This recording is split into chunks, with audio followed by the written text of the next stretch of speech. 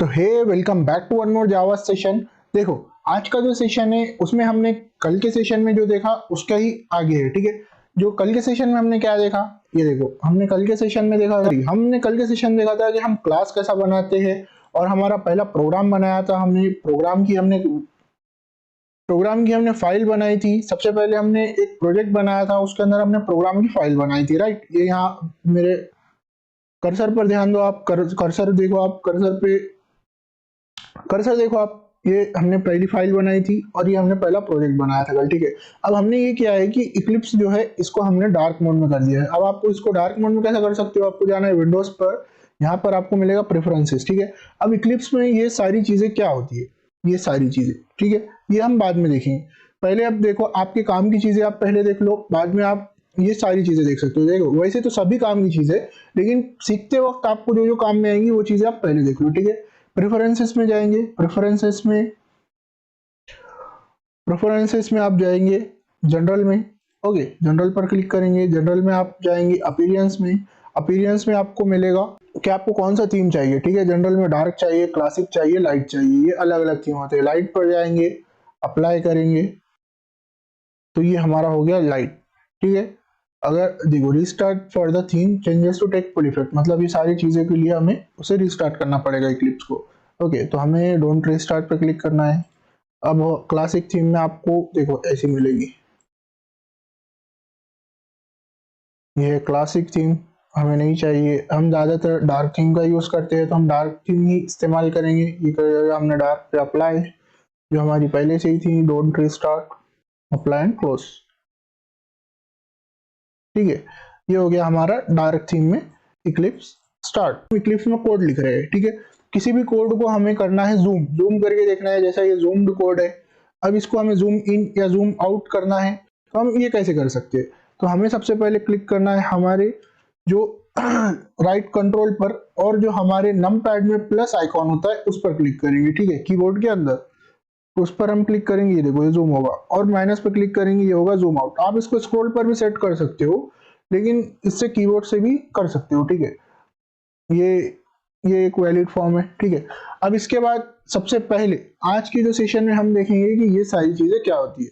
Public क्या होता है, क्लास क्या होता है, फर्स्ट क्या होता है, पब्लिक स्टैटिक वॉइड मेन क्या होता है, स्ट्रिंग क्या होता है, args क्या होता है, सिस्टम आउट डॉट प्रिंट क्या होता है। ये हम किसी भी प्रोग्राम, हमें कुछ भी अगर प्रिंट करवाना है इक्लिप्स में तो हम ये यूज करते हैं। ठीक है, ये हमने कल ही देख लिया था, ये हमारा कल का कोड भी जो है वो प्रिंट ही है।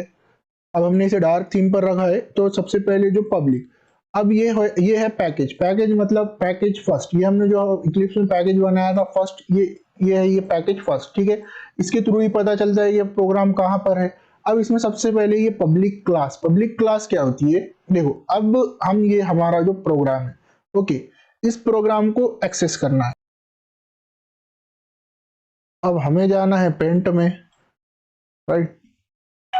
अब देखो हमारा जो ये प्रोग्राम है, ठीक है, अब समझो, ऐसे ही समझो, ये हमारा जो प्रोग्राम है, ठीक है, ये हम ऐसे मान लेते हैं कि ये है हमारा प्रोग्राम। अब इसको एक्सेस करना है किसी भी दूसरे प्रोग्राम से।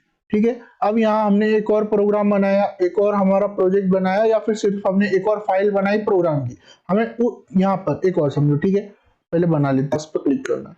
ठीक है, अब हम यहाँ पर सबको जैसे कि वैसे रखेंगे, बस नेम देंगे यहाँ पर सेकंड, फिनिश। ये देखो ये हमारा सेकंड प्रोग्राम बन गया। ठीक है, जिसका पैकेज है फर्स्ट ही। अब हम ये पैकेज अलग भी हो सकता है, हमारा पूरा की पूरा प्रोजेक्ट भी अलग हो सकता है, भी हम बड़े प्रोजेक्ट पर काम कर रहे हैं तब। ठीक है, पूरा की पूरा प्रोजेक्ट अलग हो सकता है, पूरा की पूरा पैकेज अलग हो सकता है, और एक क्लास भी अलग हो सकती है, और ये एक प्रोग्राम भी अलग हो सकता है। ठीक है, तो ये जो हमारा फर्स्ट है, इसको कहते हैं हम पूरा की पूरा जो है ये प्रोग्राम, और इतनी सी लाइन जो है ये होगी हमारी कोड। ठीक है, तो अब हम आते हैं सेकंड पर। सेकंड में जो हमारी ये क्लास है ये भी पब्लिक है। अब हमें इसमें से इस प्रोग्राम को एक्सेस करना है। ठीक है, इस प्रोग्राम को इस यहां से एक्सेस करना है, या हमने कोई नया प्रोजेक्ट बनाया, या हमने नया कोई वो बनाया, पैकेज बनाया, तो वहां से एक्सेस करना है।